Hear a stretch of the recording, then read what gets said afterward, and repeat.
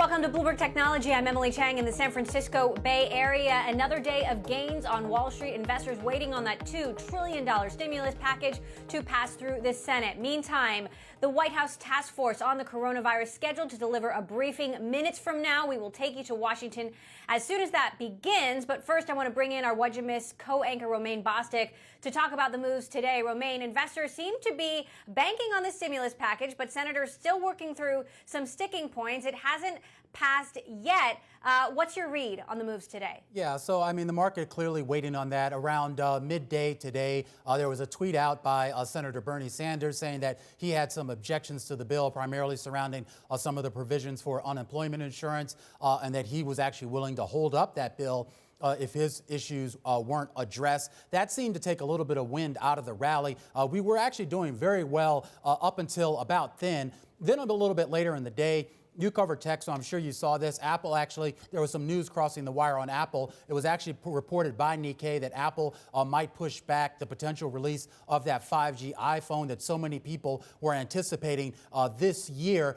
Based on that, we actually saw the NASDAQ Composite and the NASDAQ 100 give up their gains on the day and move into the red, even though the rest of the market, the broader market, the S&P 500 in particular, remained in the green. But there was some concern here. Apple was actually up about 5% on the day prior to that and ended up closing down about half a percentage point.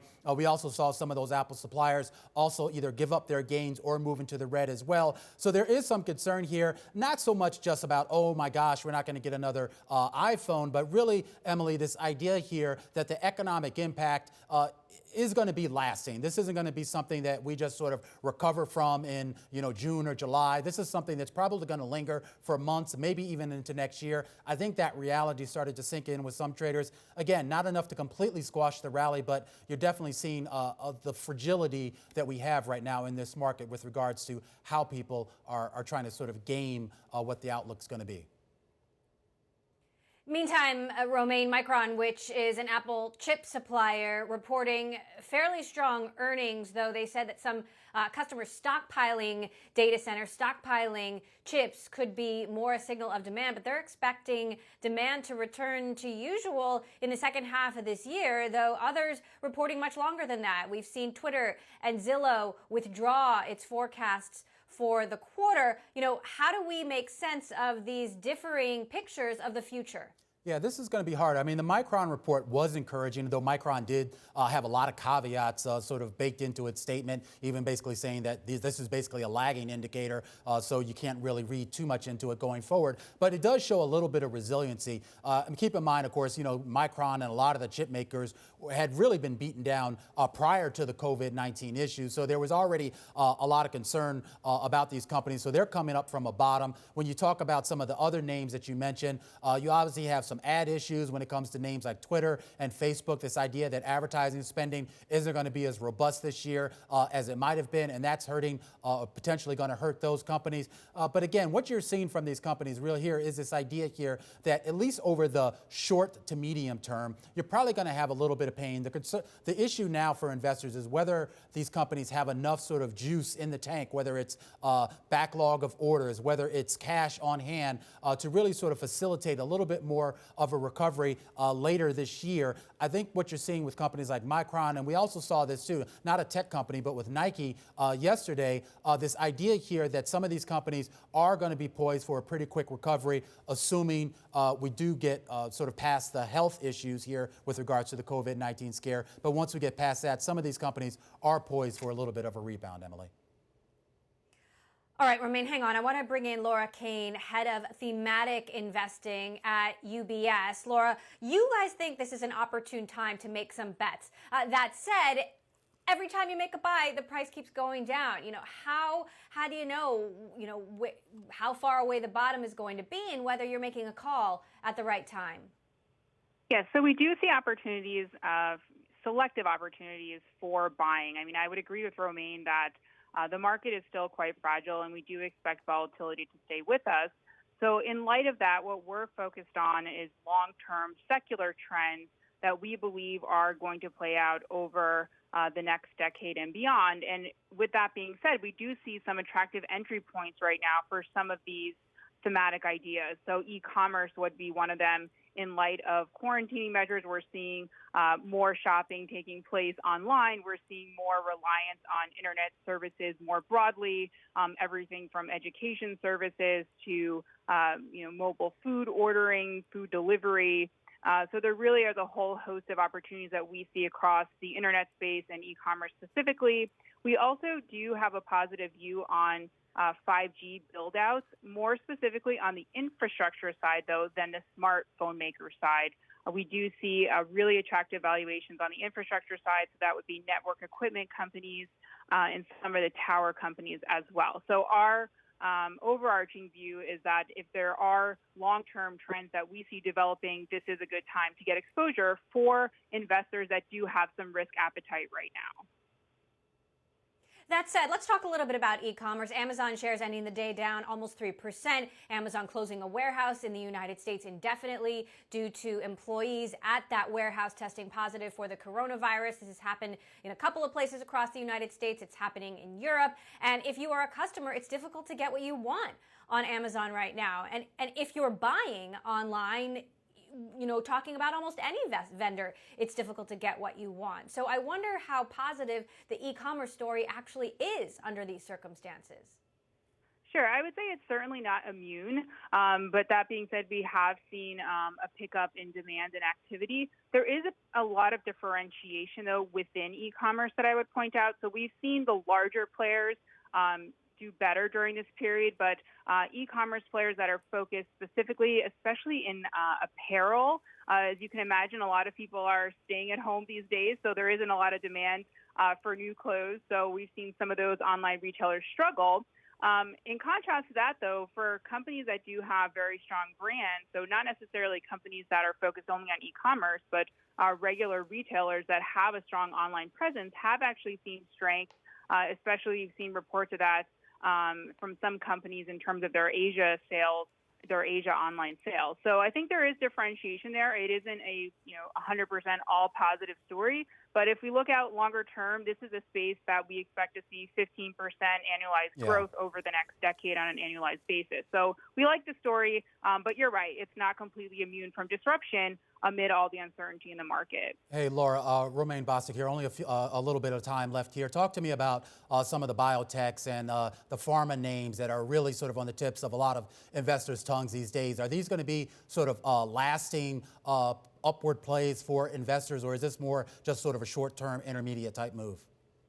Well, I think it really depends on the specific company. Of course, in the biotech space, there's a lot of idiosyncratic risk. One area that we are focused on is genetic therapies. There's been more focus on genetic research in general, as some of these techniques have been used to better understand the coronavirus. But over the long term, we do expect to see an increase or increased success rate for some genetic therapies. We have seen proof of concept in treating certain genetic disorders.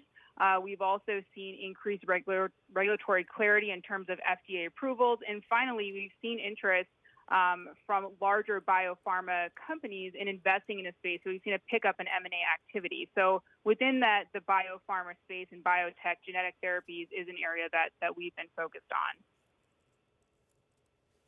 All right, Laura Kane of UBS, thanks so much for sharing your views with us and our What'd You Miss co-anchor, Romaine Bostic. Romaine, thank you. Coming up, we are going to talk to U.S. Senator Marsha Blackburn as the stimulus package moves through the Senate slowly. Also, we'll take it in Washington as soon as that press conference starts. We are expecting President Trump to deliver his latest remarks on the coronavirus this hour. Coming up, this is Bloomberg.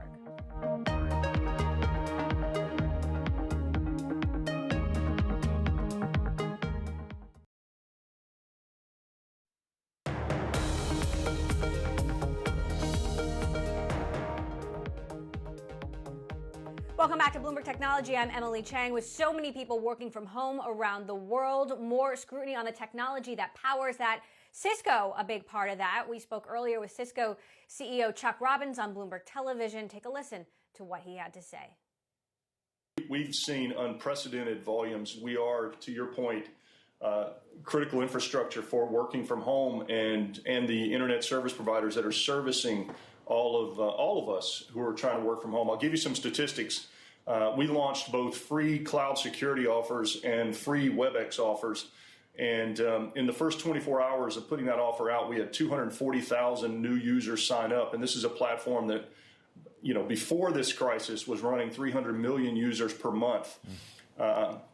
We are now we're doing 4.5 million meetings a day. That doesn't even include one-on-ones that are occurring on the platform. We're at 12 billion meeting minutes through March so far. And just to put it in perspective, in the United States, during any 1 hour period, we will do 100 million meeting minutes in just 1 hour in the United States right now. So we've seen incredible demand. I'll tell you, our teams are tired, but when you're talking about a platform that is now trying to support 3 to 4 to 5 times the volume that it ever was built for 4 weeks ago, they've done yeoman's work, frankly, to be where we are. So, Chuck, have you been able to identify any weaknesses in the system? Because no one was prepared for this sort of onslaught, none of us anywhere, in any way, shape, or form. Have you noticed any weaknesses or any things that you can be improving? What are those weaknesses? What are you doing? Well, primarily, David, it's just about capacity. And, we have tremendous relationships with the large service providers around the world, and they've been incredible partners for us. We had one of the major ones in the U.S. We needed capacity this week. I sent him a text at 6 o'clock at night, and by midnight they had done the work and increased the capacity. So it's just related to that, and there are minor things that will happen during the day. We need everybody to be patient as we're just seeing these volumes that these platforms weren't built for. I mean, I've joked with our team, I should have told you when we spec these technologies that you need to build them to have everyone in the world working from home. And clearly we didn't do that. But the team, I have to tell you, I am so proud of what our team has accomplished because they're working 7x24. We're trying to put more resources with them because I'm worried about them right now, actually. Well, I know that Cisco has stepped up and made a substantial contribution to try to help the effort. Let's talk about your employees. You've mentioned them a couple of times. At the same time that we need you more than ever, you also have to worry about the health and safety of your own employees. How do you strike that balance, Chuck? Our employees have been in the middle of this crisis response. We had employees in the hospitals that were being built in China helping stand up networking equipment, delivering video units. We've been doing it in countries all around the world. We're working on trying to network enable these parking lot labs that are being put up right now. So our teams, many are working from home, but there's a small percentage of our employees who are working in the middle of this crisis right now, trying to help get us to the other side. So we continue to do everything we can to take care of them as well, but we also have to make sure we're doing our part. Chuck Robbins, CEO of Cisco there. Meantime, the Senate poised to pass this $2 trillion stimulus package. However, there are some sticking points that senators are still working through. Joining me now from Washington, U.S. Senator Marsha Blackburn of Tennessee. Senator Blackburn, thank you so much for joining us. Always good to have you here on this program. You've got Senator Sanders. You've got Senator Sanders threatening to hold this up. You've got some Republican senators threatening to hold this up. What do you think this deal gets right, and what does it get wrong? Well, what it gets right is altering the definition of small business to include sole proprietors, independent contractors, the self-employed. That is a good positive change. It also gets right telehealth. And where we have run afoul and some of the problems that are there deal with the unemployment insurance.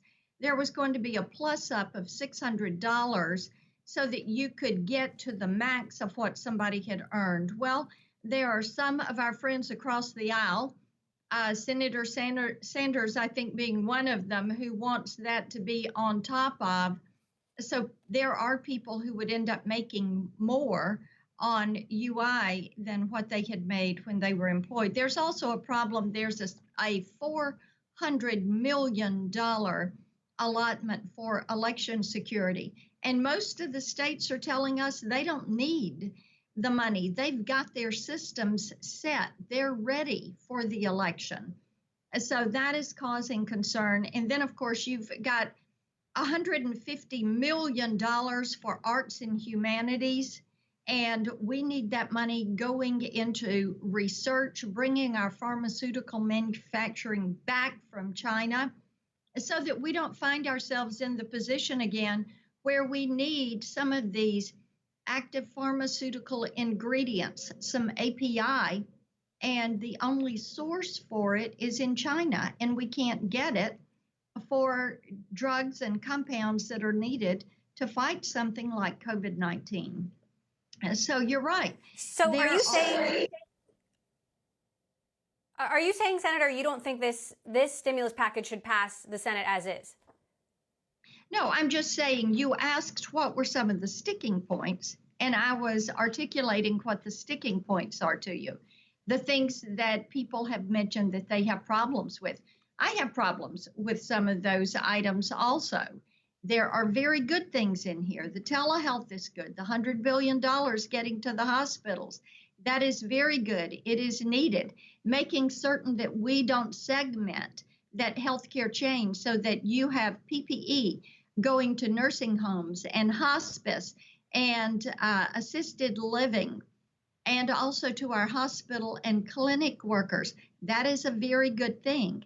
Having the Exchange Stabilization Fund and the $454 billion that is there that will help to stabilize larger companies, having the loan forgiveness and the ability to have employee retention loans and tax credits for small business, that's a very good thing.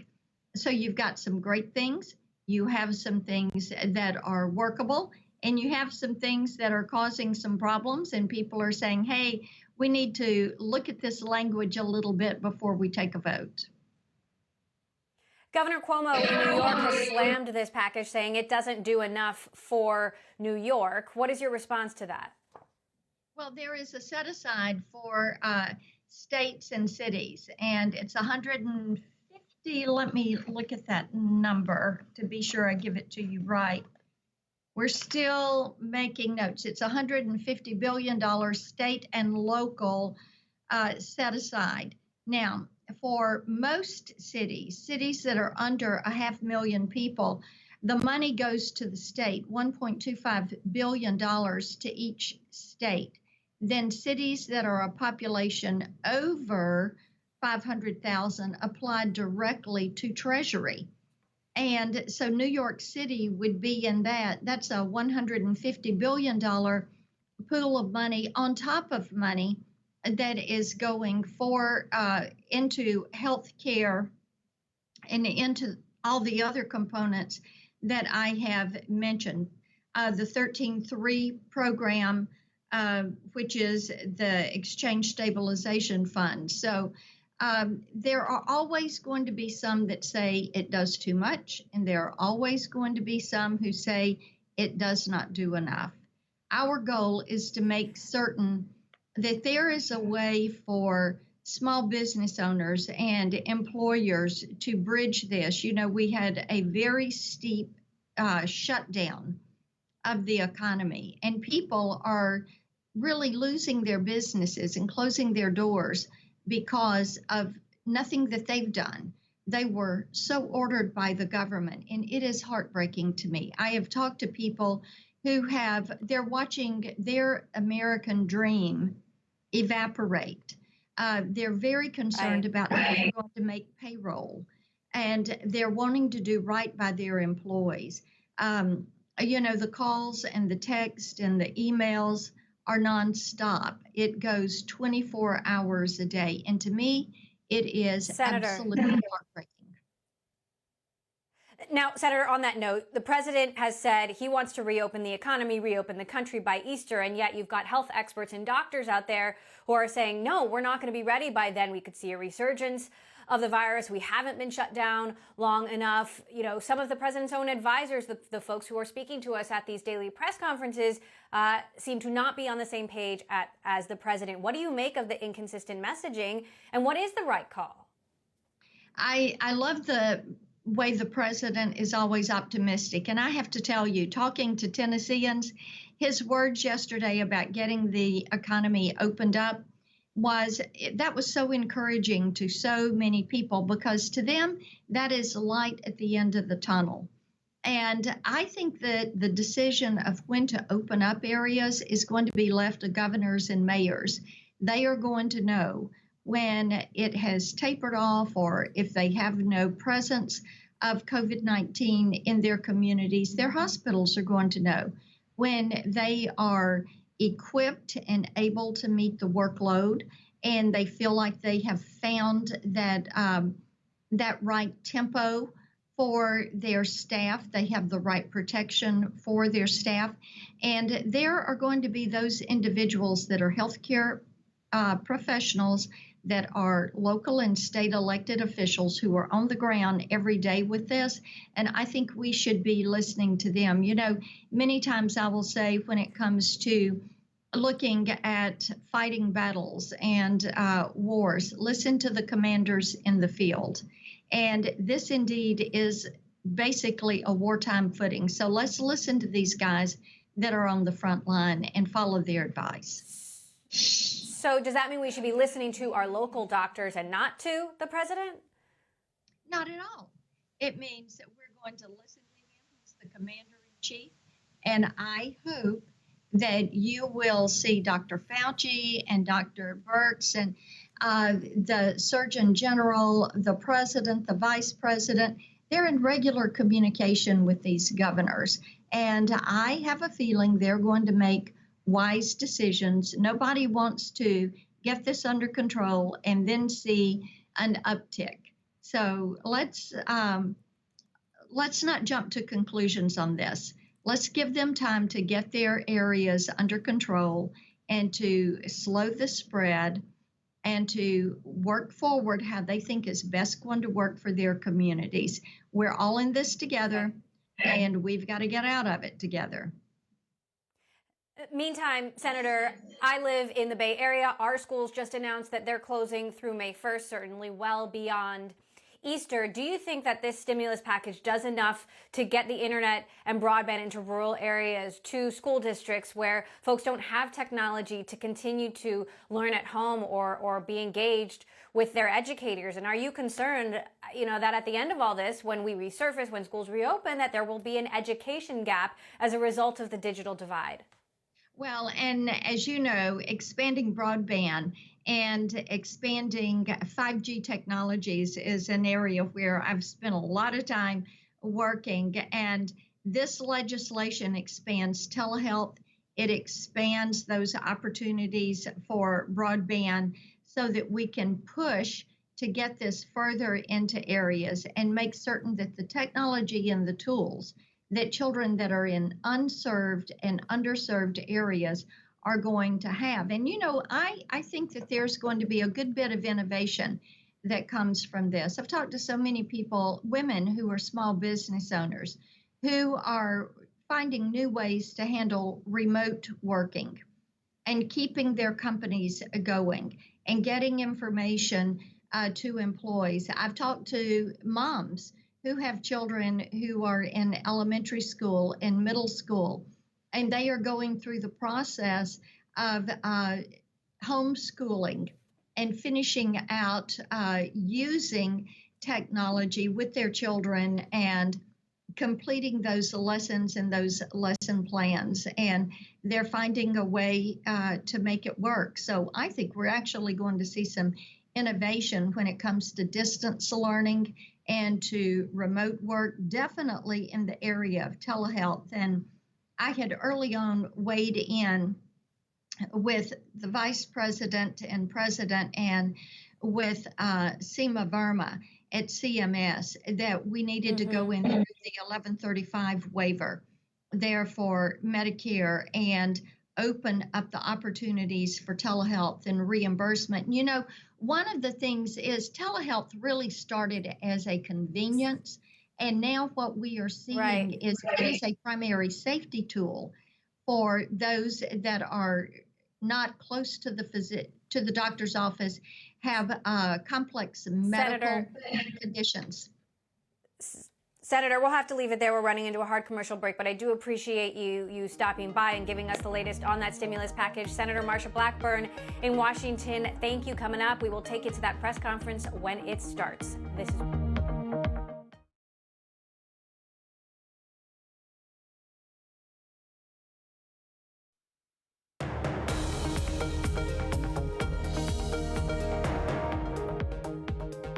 Welcome back to Bloomberg Technology. I'm Emily Chang. Stocks rising today on hopes this stimulus package, a $2 trillion stimulus package, will pass through the Senate today. However, the senator's still working through some sticking points there. I want to bring in Lois Lowry now, Director and Emerging Markets Investment Committee member at Brandis Investment Partners. Lois, thank you so much for joining us. Let's talk a little bit about how you see tech comparing to the rest of the markets, whether it's energy, whether it's autos, whether it's industrials. Do you see one particular sector standing out? Yeah, I think if you look at the particular nature of the virus, with working from home and more online e-commerce, we see technology stocks have held up much better than some of the other cyclical sectors like energy, like banks and auto companies. And so I think there has been an underperformance of the value style. But if you look at past recoveries, when we come out of an economic crisis, the value style has tended to perform much better than growth styles coming out of a crisis. So we're waiting for this stimulus package to pass through at least the Senate. Then it'll have to go to the House. Then it'll have to hit the president's desk. Investors presumably were optimistic today waiting for that, but it still hasn't happened. You've got senators threatening to hold it up. How critical is this to keep some sense of optimism going? I think you've seen the last 2 days, the markets, not just in the US, but around the world rally in hopes of this stimulus bill. And so I think if it doesn't pass, the markets will be very disappointed. Now, I think the stimulus bill undoubtedly provides support for the markets and for the economy, but the US will still be left with a minus 10% fiscal deficit for 2020. And that might mean interest rates will have to stay low as we fund these deficits for years to come. So there is definitely a cost, but in terms of short-term supporting the markets through fiscal and monetary measures, I think the Fed and the US government has pulled out all stops. And I think this should go through and hope to have it support markets more down the road. So working on that thesis that this will happen, if not today, maybe tomorrow, where do you think the opportunities are and what do you think should be avoided? Yeah, I think at this point in time, given the huge dispersion of valuations between growth stocks and value stocks, so growth stocks, technology stocks being, at a very wide valuation spread, they're quite expensive at this point. So I think you'll see investors start to rotate into the more beaten down sectors.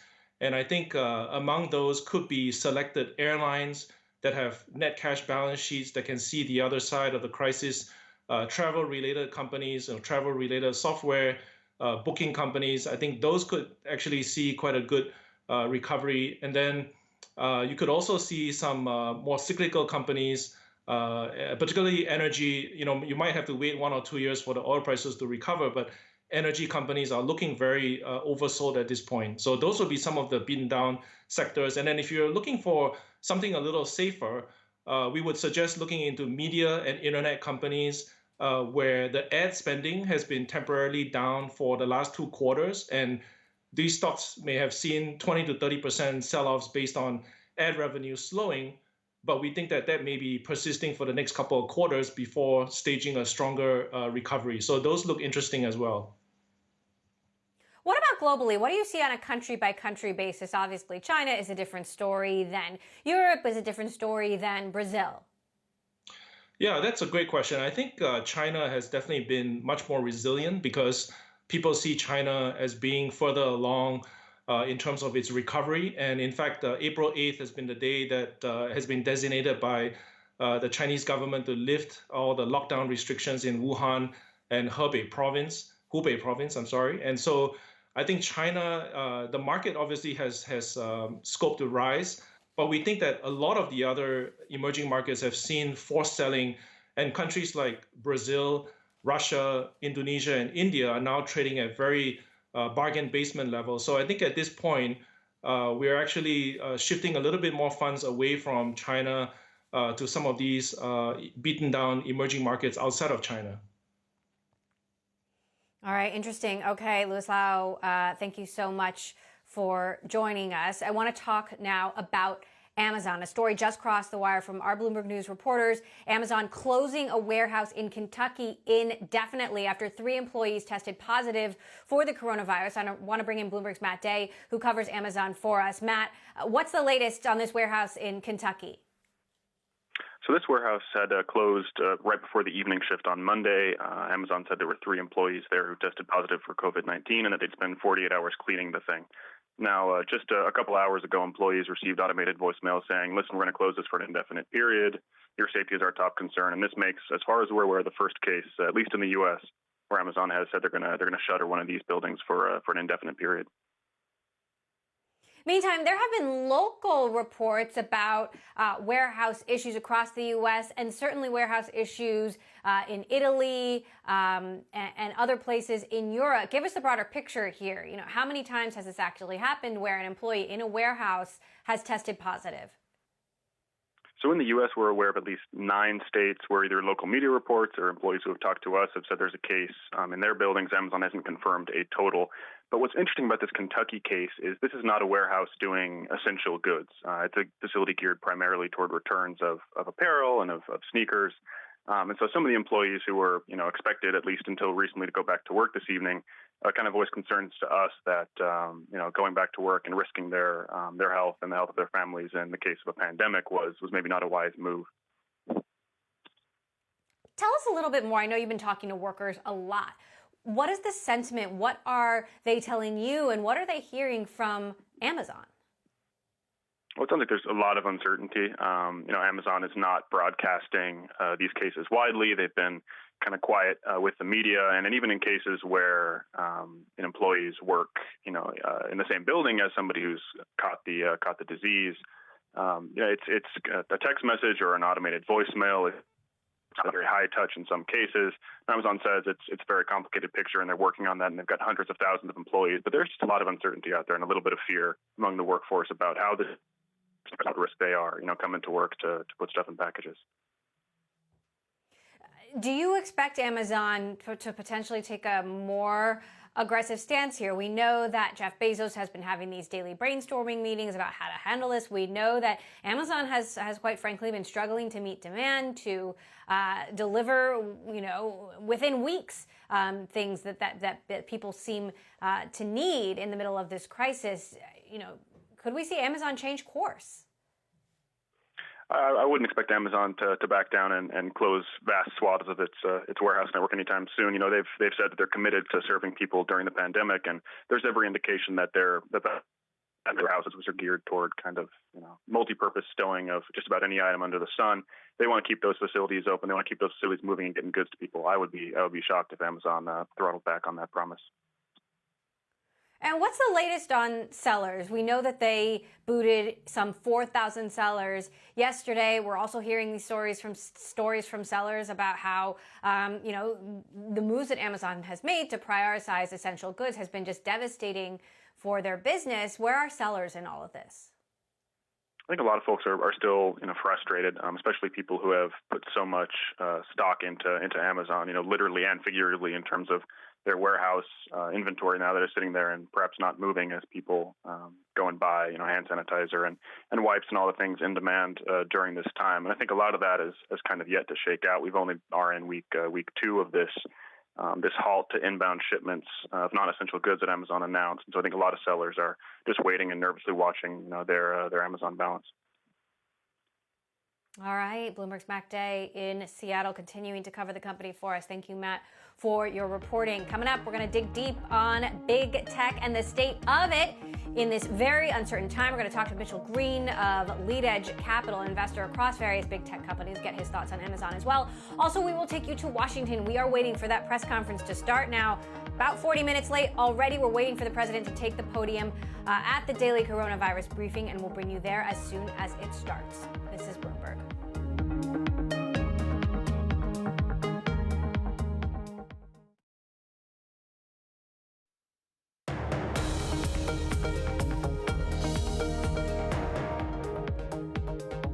investors today still waiting for the government stimulus package to pass, which could be positive for some big tech names out there. I want to bring in Mitchell Green of Lead Edge Capital, a big tech investor in companies like Alibaba, Spotify, Uber. Mitch, good to have you with us. I want to start with Airbnb, which of course certainly a roller coaster for them this last few weeks with the travel industry coming to a standstill. Now the Olympics getting delayed by at least a year. Airbnb, an official partner with them. This is a company that had sought a $30-some billion valuation that was planning to go public this year. Just how bad is this for them? Well, look, we are not investors in Airbnb. I would expect that Airbnb's challenges are similar to what you're seeing at like Bookings or Expedia or, Uber. I was on the phone with Dara last week from Uber, and he spoke to investors, on Thursday. I suspect it is extremely substantial declines. So let's talk then about Uber. We interviewed Dara Khosrowshahi last week as well, and certainly they've been doing some things to help drivers, to help customers, but you got a lot of drivers out there who are unhappy. You got folks not leaving their houses. He's touting Uber being an asset-light business. If their drivers don't drive, they don't have to pay them, which is sort of a double-edged sword. How does Uber fare in this crisis? I think first you got to, if we take Uber and think of it as like two separate businesses, it's actually more, but let's keep it simple. Uber Eats, Uber Rides. Uber Eats, I think, will do very well in this time. If you think about each business has a supply side and a demand side. The supply side is obviously restaurants and the Eats. The demand side is obviously consumers. I think the information was publishing that, sales were up 10+%. I think a huge amount of restaurants are rushing to be onboarded to Uber Eats. I think this will also continue when people start to, trends change. In 2008, 2009, Amazon took huge amounts of market share as people went, offline, as people went from offline to online. They realized it was really easy. I think a whole older generation of people are now using Uber Eats that are going to continue to use it after the fact. Of course, people will go to restaurants still. So I think it's actually a net positive for Eats. Rides. Obviously, you can look at the credit card data, like our Yipit data like that. Ride volume is down 70 to 80% in a lot of these major cities in the United States. It didn't go to zero. So actually, like Expedia or Bookings or somebody, nobody be booking a new trip right now. People are still traveling around these cities to get to essential jobs, maybe to get to childcare, some other things like that. So some of it's happening. I do think as the economy as restrictions are lifted, people will come back. Obviously, like 15, 20% of the business is airport rides, which they've disclosed. That will obviously take longer to come back as people take longer to start to travel. But on the flip side, that's on the demand side. On the supply side, look, Uber is, it is really tough for companies like Uber and Lyft to operate in a market that is a very tight labor market. And you could have asked companies like Walmart and McDonald's, like 2019 was brutal for these companies. Uber, on the other, right. In a couple months, it's going to be, they're going to have a line out the door of people that want to drive for Uber. So on the supply side, I actually think it'll help them a lot. Interesting. Let's talk about Amazon. Speaking of supply and demand, you've got Amazon struggling to meet customers' needs right now. They're trying to focus and prioritize essentials. Meantime, they have workers at these warehouses testing positive. They just have closed a warehouse in Kentucky indefinitely. How does Amazon fare? I think Amazon will do exceptionally well in this period. And I would not want to be an old line retailer in this period. I think that you will see fringe online retailers probably. I don't know if JCPenney's will ever open again, other than, for a liquidation sale. Amazon will take share in this market. They obviously have challenges too, no different than any distribution companies or logistic companies that are open right now. In these warehouses, people are working and they need people to work. Look, a lot of these warehouses are automated to some degree. I mean, there's no warehouses that are fully automated from Amazon, of course. But I wouldn't surprise me I don't know if you walk into the facilities now, if they're taking the temperature of employees. It wouldn't surprise me if they are. But I think Amazon comes out of this booming. And that's what the stock market's telling you. Companies like Amazon stock is, barely even down for the year. So, outside of these companies we've just discussed, where do you see the biggest opportunities and what should you stay away from? So, look, we're software internet investors, so we tend to only focus on that. Look, I've got friends that know a lot about cruise lines and air transportation companies, and I'm asking them, like, should I personally be buying these stocks, not for my fund, but personally?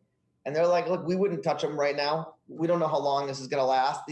Some of these companies have huge amounts of capital leases or lots of debt that they got to service. So what we love right now is software companies, enterprise software companies.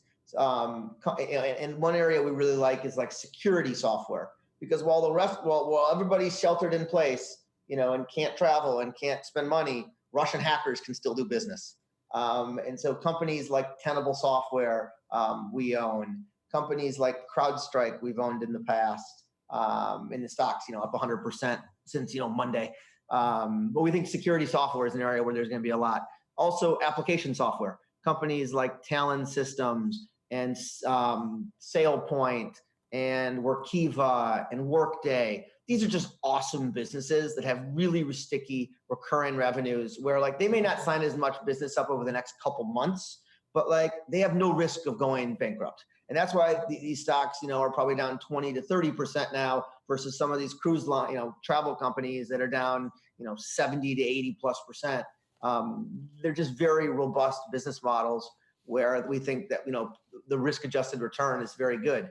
What's also interesting about these businesses are, especially in the sub $5 billion market cap, is that there is a huge amount of private equity money raised by the folks of Thoma Bravo and Insight and Vista and Hellman and Friedman, who will be, if these stocks don't rebound with the market, they will be in there pouncing on them, doing buyouts. So we think they're really interesting risk-adjusted returns for investors.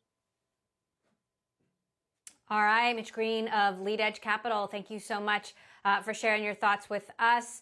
Coming up, more Bloomberg Technology. Also, as soon as that press conference begins, we will take you to Washington, waiting for the president to show up. He has been tweeting some of his discontent with the media, so not there yet, but we will take you to Washington as soon as he appears. This is Bloomberg.